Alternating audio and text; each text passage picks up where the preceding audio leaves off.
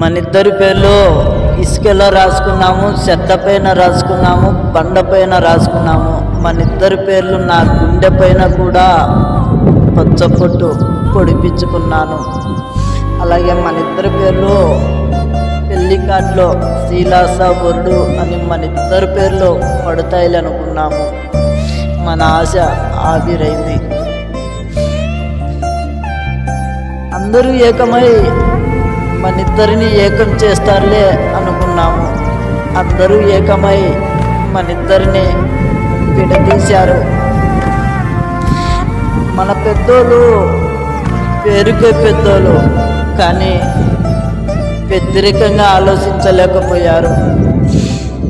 ఆ రామాయణంలో ఆ సీతారాముడు ఒకటై 14 సంవత్సరాలు వనవాసం చేసినారు. ఈ సమాజంలో మనిద్దరం విడిపోయి బ్రతుకున్నంత కాలం బాధపడుతూ వనవాసం చేయాల్సిందేనా? నువ్వు నేను ఒకటే అనుకున్నాం. ఇప్పుడు నువ్వే,